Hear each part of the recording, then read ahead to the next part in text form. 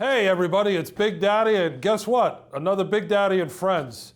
And as always, I'm always going to bring you people that have played, have been, are a part of the world of sports, entertainment, television, business, and what better guest to have on right now, and it's my honor and privilege. Let me just give you, before I say who it is, let's just say NFL first round draft pick, member of the all-decade team, businessman extraordinaire, and I think after that introduction, I may become his new PR agent. But it's my pleasure to welcome my friend, Mr. New York Giant, Carl Banks. How you doing, Carl? I'm doing good. Let me just say this. I am beyond thrilled to be on this show with you, to be doing anything with you, because, you're kind of like the velvet rope. So if I can get behind the velvet rope and do something with you and kind of be in your circle, I know I've accomplished something. Oh, come on, man. Are you kidding me? Listen, we've known each other. We've been friends for a long time, and Yes. I've always admired from afar, and I've seen, man, it seems like yesterday you were at the Jets working there for a stint. And then all of a sudden you go back home and you haven't left. So it's, that speaks volumes in itself because of, your consistency. You're always to the point, first class, and you don't hold any punches. So that's a respectful thing that you have in you. So kudos to you for that. But Well, I appreciate it, Big Daddy, because, one of the things that you learn, if you didn't learn it growing up, is certainly my time with the Giants and that staff with Bill Belichick and Bill Parcells and the entire staff. It was all about being accountable to yourself and be accountable to your teammates. Luckily for me, I had a household that I grew up in with parents that instilled that in me. And then I had high school coaches. But that is kind of part of my ecosystem, is to try to be as honest as possible when offering advice or analysis, as I do on the Giants broadcast, but also not be afraid to be held accountable or to hold someone else accountable, because life in general is like a team sport. We do a lot of things and we accomplish a lot, but there's also people along the way that you either are going to be accountable to through your success. People that says, okay, I'm gonna give you this opportunity and I want you to make the most of it. You got to be accountable for that opportunity. It's no different than, when I make a phone call to you and we are friends before anything else. But if you have a resource and you always say, Carl, my resources are your resources, right? And if I call you and say, Big Daddy, I need you to put me in touch with so-and-so, it's incumbent upon me to be accountable and to do the right thing with that resource, right? I don't want someone that you introduce me to, and likewise, right? To say, what a goofball this guy is, right? I want to represent you because you in good faith introduced me to a resource. And the same thing. And we have many friends around this league. And, one of the beautiful things I love, and I'm just talking, so interrupt me anytime you want, but one of the things I love about one of my partnerships is with Michael Strahan, because he's a Hall of Famer. And if you spend 10 minutes in a room with him, you spend 5 minutes in a room with him, you know why. Because the guy he's dedicated, disciplined, and he will do whatever it takes to have success and to make his partners and his partnerships successful. And that's, I love just sitting with him and just talking. And, he's a bit younger than me, not a whole lot, but he's an inspiration because of his work ethic. you know what? I agree with you 1,000%. I don't know anyone that works harder than he does. And sometimes And he his smiles sched- all the time. Yeah, and his schedule, sometimes we have to meet at 9 in the morning or we meet at 9 at night. There's Yeah. always you're trying to catch each other. If he's downtown, I'm uptown, you're trying to meet in Midtown, and Yeah. even if it's for 10 minutes, but you get your point across and he gets his point across, and we've been best of friends since back in the day, and for me yeah. it does, for me it doesn't change, it's just, hey, that's Stray, I'm Big Daddy, but and we kind of keep it that way, so that way everyone else that he's got a million people pulling at him, when I really come to him for something that's really kind of desperate, but I don't. I respect the relationship, the friendship, and let everybody else try to do all that, But I agree with you 1,000% in regards to Stray. So, but anyway, so here's a little different tune to the show, because obviously every show is different, and I want to be different because that's just Big Daddy being Big Daddy. So first things first, after a successful NFL career that you had, you started your fashion company and you helped bring back the classic starter jackets. Explain to everybody, describe how football helped you succeed in the fashion world. It's so interesting. Sports in general help, but there are a few layers to this. But I had an interest in fashion when I came into the league. I wore starter.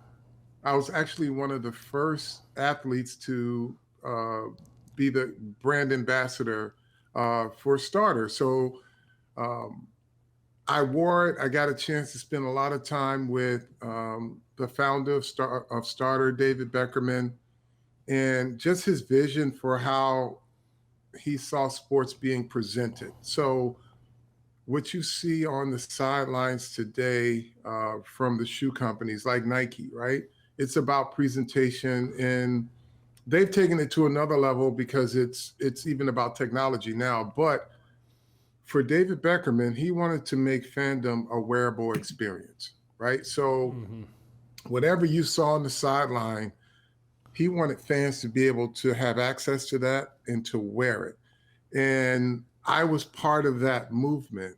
And I say I got to develop a niche to get into this business. So my second year in the league, I developed a leather. I saw that no one was doing leather outerwear in sports.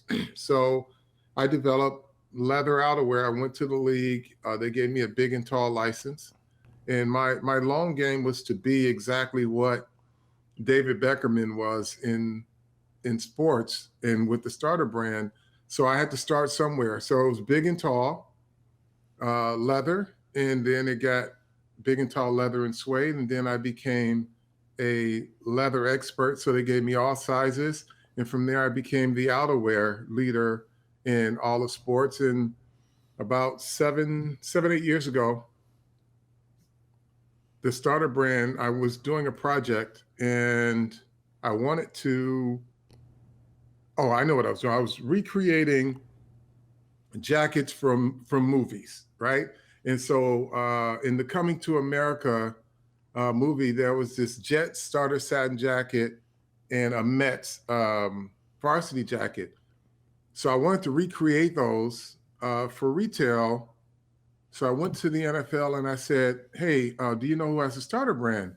They're like, well, yeah, it's this company, Iconics, but the brand is kind of in Walmart. But if you can get it and bring it back into sports, we would welcome it. So I worked with the folks at the Iconics company, and I brought the brand back, and it's been rocking and rolling. And the beautiful part about it, and I draw these parallels between Starter and Nike. Starter was first, number one, but the parallels I draw are those of the emotional connection that fans have with the brand and how that brand either relates to your favorite team, in terms of starter or your favorite celebrity.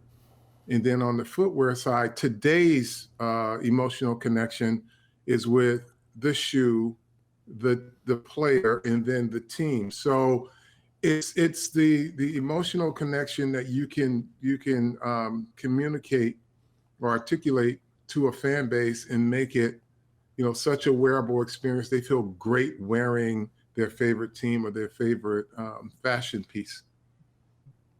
So, it's funny. I remember a starter, obviously, Dennis Blygen, who's I'm still friends with. Back in the day, used to work for them, and then Yeah. I remember, Neil O'Donnell was one of their endorsers. Sure. So, he Yeah. had the starter golf shirt, the Steeler shirt. I had, I think I had a 3-year run where I had the starter Super Bowl jacket. There Being you in go. being in Miami, and Sure. I forget where other places. So I remember them always being really the prominent one before everybody else, because Yeah, it was the must-have. It was the yeah. must-have piece. yeah, so it was cool, and I remember everyone was like, "Man, Daddy, where'd you get that? Where'd you get that?" Especially one that fit me at the time. So that was always the big, that was always the big joke. They have it in your size, that means they have it in mine. I'm like, yeah, right, I got it. So, but anyway, so here's some discussion topics that I got here. So you made a comparison between Daniel Jones and Phil Simms. Can you break that down for us? Yeah, the comparison that I was making is at this juncture of franchise fortunes, the Giants franchise, is similar to 1984, the year I was drafted. And I drew the parallel of this incoming Giants draft class should be part of the transition back into success.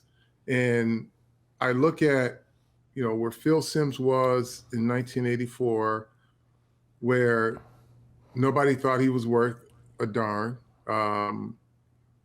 He was injured. He was competing for a job. And then I look at Daniel Jones coming off an injury. Fan base, has forgotten anything he's done in his rookie year. So you see that there's not a lot of confidence in him from the fan base. So it's a great opportunity for Daniel Jones, who I know is a smart and competent and talented quarterback, to really start to make his mark and to move this franchise into better fortunes and into the future, along with some of these new draft choices. Because again, like in '84, I was a first round pick, similar to the Kevon Thibodeau. William Roberts was another first round pick, which is Evan Neal, offensive lineman. And then you have some pieces in place like Ojulari and McKinney, and you got Barkley. So there are pieces in place. I don't know if the league is if the division is in the same position it was when I played, meaning, it was Washington and everybody else, right? Today it's Dallas and then everybody else, or it could be the Eagles. You can depend on what you want to do. But I think, the division is still there if this team can put it together, and it has to be led by the quarterback. And he has a great opportunity to do that. And that's why I made the comparison, because Phil was competing for a job.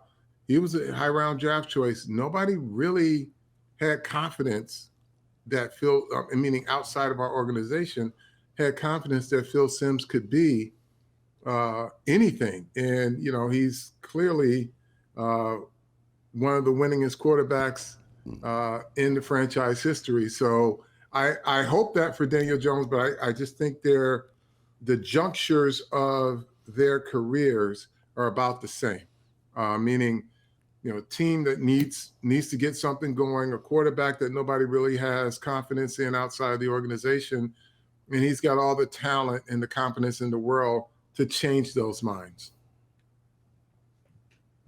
Got it. So here's another one.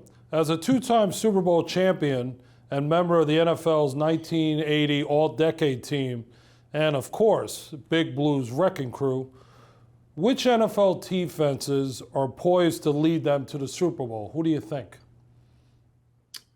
Wow. It's so hard to talk defense in an offensive league right now. There are a lot of good defenses in the league, but it's whose quarterback can play best, and it's pretty hard to be a dominant defense when they're in a track meet. Just trying to think. The Philadelphia Eagles have got a really good defense. Dallas is good outside of the NFC East. Let's see, AFC. I like some of the things that the Raiders do. It's just hard to look at defensive units. The Rams, offense. Obviously. Offenses the Rams. seem You to got have, the best defensive player in the league in Aaron Darnold. So, but go ahead. I'm sorry. No, I'm saying offenses, you're right. They seem to always be one step ahead, but lately. But you're right. That's a loaded question. That's a loaded question. No, it really is. Pittsburgh Steelers always have great defenses. That won't be an exception this year. There'll still be really good defense, but it's about the offenses. It's can you outscore your opponent? So if your defense can be good at the right time of the game, that's really what it comes down to now. It's just hard to play football from the perspective of dominant defense the way you used to. You just can't look at it that way anymore. Dominant defenses now, it's how to limit teams on third down conversions or total yardage and points, but it's just not complete shutdowns. It's hard to shut a team out right now in the NFL. And I'd have to say that Leslie Frazier and my brother Jimmy, after watching this segment, will be like, Carl, you forgot us. Big Daddy, how are you letting that happen? And I tell them. I love Leslie Frazier. Oh, so do I. And let me tell you, my brother, that's his guy. If you want to have like a mentor, that's his guy. And yeah. If Leslie gets a bite at the apple, hopefully again, who knows, man? I think my brother follows him. Yeah. I don't know, but that's Leslie Frazier's class. Yeah, I think the world of him and his coaching. I wish things could have been a little bit different in that Kansas City game down the stretch, but that would be a conversation I would have with him off the record. You know what I mean? Yeah, because there are certain things that they factor in situational play calling, and we can sit back and say, well, they shouldn't have been done this or they shouldn't have been off on that. But I would love to just pick his brain, and he's such a good dude, and just get the thought process on that. Yeah, it's because the champagne was on ice. Yeah, the champagne was on ice. If they could have just got that one stop, Believe me, we could talk about that for hours. But yeah. here's a little fun segment. I call it rapid fire. So this is ready. So, what music did you listen to before games, and what was your favorite music? I was a jazz man, jazz and rap. Okay. If you were drafting for the Giants in 2023, what positions would you target? You have to ask me that in January. Okay. But it would be cornerback. It would be cornerback and offensive lineman. Okay. Your three top linebackers of all time. Woo. Okay. Lawrence Taylor, Ray Lewis. Boy, it's a lot of them in there that I'd love to put.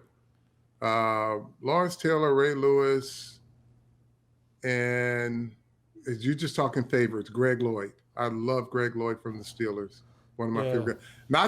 I'm not going to give them to you in the best of order, but my favorite guys, those three. Okay. Most fashionable athletes of all time. Sheesh.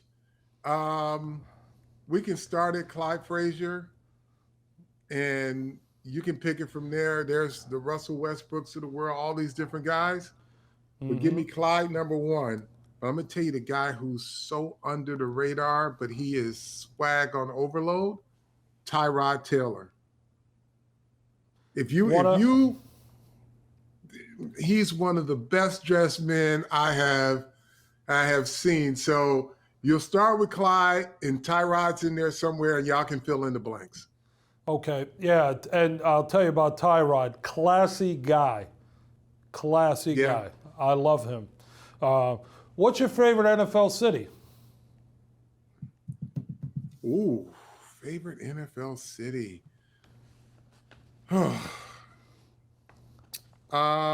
Dallas. Okay. So now Great food. I've had the great fortune of being out with Dino, who we all There you know, go. and he definitely, when he walks into restaurants, they bow down to him, and you get the incredible meal. You get these incredible steaks that are bigger than me, and you're trying to finish it. But definitely Dallas has some great restaurants. So, there's many new coaches this year. They're all trying to steer the ship in the right direction. Which one do you think will have the most success? Todd Bowles, Tampa Bay Buccaneers. Great coach, even greater person. A big fan Great of coach, his. great person, understands it, has been a coach before, but he's got a ready-made team. And that's the one thing a lot of new coaches don't have the benefit of is the talent. The reason they're new coaches is because the teams were bad. Yeah. Right? Todd's a new coach, and he's got a good team. So I think he's going to have the most success. All right, so now the last thing that we discuss is going down memory lane with Big Daddy. So, I mean, I don't know where to begin. We have a lot of memories, you and I. So it's, I guess I have to answer that question where we say we have a lot of great memories and we'll have more great memories to come down the road. No doubt. So, and I'm looking forward to football season this year. Obviously, I have a vested interest in it as an insurance guy with a lot of guys around the league. So I make my rounds and I do bleed blue, and I catch a little hell for it. But hey, listen, everybody has a favorite team. Everybody has a favorite meal. Everybody has a favorite drink. Yeah. Shoot me. Hey, listen. If I'm bad. You can be whatever fan you want to be, but like if you can continue to bring that fabulous pizza from Long Island, you bring it, right? Yeah, Alberto's. Listen, Alberto's, when that comes into the locker room, you know the reaction. So we can be your fan, you can be our fan, but bring that pizza because that pizza is just incredible. Well, I gotta take that up with upper management, but I know one thing. Brian Dable is very familiar with Umberto's Pizza, and his favorite pizza is Buffalo Pizza. When he was up in Buffalo, even when they came down here to play, I would have a pie for him at the hotel just for him. Everybody else everybody else ate whatever they wanted. My brother Jimmy had his own clique, and they always used to say, man, if it can help the Giants win a Super Bowl, maybe it'll help us. I say, well, from your lips to God's ears. But anyway, so Carl, let everybody know where they could find you on social media. Carl Banks, Giii, and that's my Twitter, and my Instagram is the same, at Carl Banks, Giii. And you guys need to follow me on Instagram because I need to get more followers because I'm going to start to upload some really cool content as the season goes on. Well, definitely everyone out there, make sure you just heard it, where to find Carl. And you can find him on Sundays, every Sunday during the NFL season. You know, he's calling the action from the Giants games along with Bob Papa, and they give you the real deal. It's not some taped, not some pre-recorded, not someone giving them answers. They tell you what the deal is, and you get it from a guy that's one of the best linebackers to ever play the game. And I want to know one thing, Carl. When you get inducted into the Hall of Fame, I want to make sure I'm invited because I will be there. Okay, you're invited. If I am fortunate enough to be there, you are invited. Well, thank you. You'll be there sooner than you think. Thank you, man. And you deserve it. So anyway, Carl, I want to say thank you so much for coming on with me, Big Daddy and friends. And I hope to see you soon. And we'll have you back on after you keep accomplishing even greater things than you're already doing right now. Absolutely. Thank you so much. And again, also, guys, the Michael Strahan NFL collection is incredible. I'm wearing it. Keep an eye out on that. We're partners in that, but he has quite a vision for his fashion line in terms of the NFL apparel. So we'll be on QVC soon. Oh, wow, that's great. So to all the viewers and listeners, make sure you take a mental note. The Michael Strahan collection line, it's out there. It's going to be everywhere, and you need to get some.